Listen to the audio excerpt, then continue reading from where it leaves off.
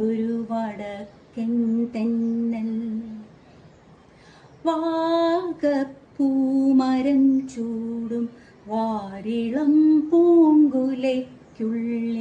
വാടകയ്ക്കൊരു മുറിയെടുത്തു വടക്കൻ തെന്നൽ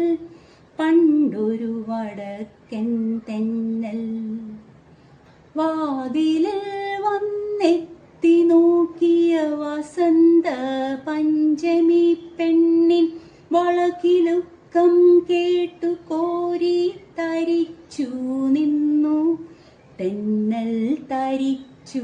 നിന്നു